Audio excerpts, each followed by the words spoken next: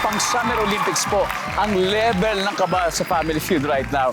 Nanalo na po kasi kanina ang The Windsurfers, may 100,000 pesos sila. Gusto po nila makapag-uwi ng total cash prize of 200,000. Kelsey, meron din kayong pwede i-donate na 20,000 sa napili niyong charity. Kelsey, ha? Ano ba yung napili niyo? Sa GMA Kapuso Foundation po. Yan, salamat po, Kelsey. So, eto na. Give me 20 seconds on the clock. Kung ang buwan ng sahod ay 20,000 pesos, magkano kaya ang napupunta sa savings o sa ipon? Go. 5,000. Hayop na pwedeng kulay itim o kulay puti? Aso. Kung magiging OFW ka ngayon, saang bansa mo ayaw pumunta? Dubai. Ano ang una mong naiisip pag sinabing humaharurot? Motor. On average, ilang beses ka naghuhugas ng kamay sa isang araw? 3. Let's go, Kelsey.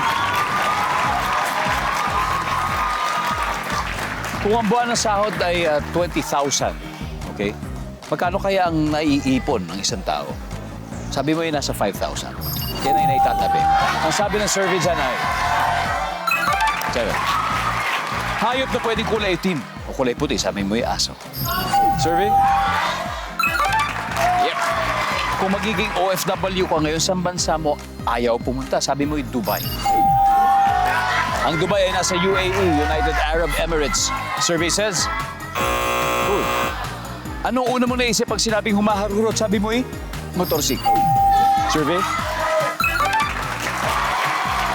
On average, ilang beses ka naghugas ng kamay sa isang araw? Sabi mo 3. Sabi ng survey. Yes, Kelsey, 83 to go. Tawagin natin si Renz. Kale, okay. Para mawala yung kaba mo, hindi ka naman siguro kinakabahan. Ikaw ba? Ay, kaya mo yan. Good news na lang, good news. Si Kelsey nakakuha ng 117. Okay? So yun na lang, 83 na lang. At this point, makikita na po ng manonood ang sagot ni Kelsey. Give me 25 seconds on the clock.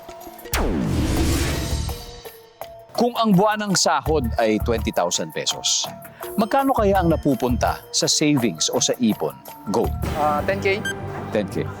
Hayop na pwedeng kulay itim o kulay puti? Aso. Pusa.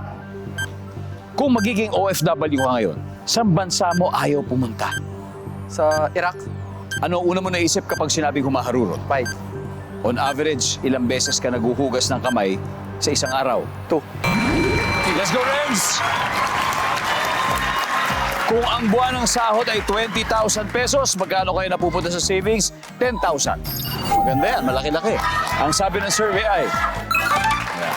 Ang top answer ay 1,000 pesos. Hayop na pwedeng kulay itim o kulay puti? Pusa. Ang sabi ng survey. Ang top answer ay aso. Okay? Kung magiging OFW ka ngayon, saang bansa mo ayaw pumunta? Sabi mo, Iraq. Ang sabi ng survey. Ang top answer ay Iran. Ano ang una mo naisip pag sinabing humaharurot? Sabi mo, bike. Ang sabi ng survey. Ang top answer ay motor. Yeah. On average, ilang beses ka naghuhugas ng kamay sa isang araw? Sabi mo, 2. Ang sabi ng survey. Yeah. Ang top answer ay 3. Renz, Thank you po.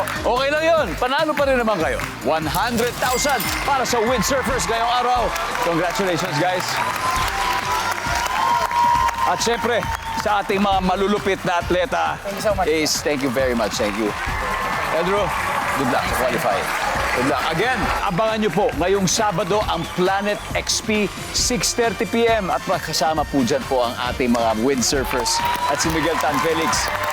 Mabuhay po ang atletang Pinoy!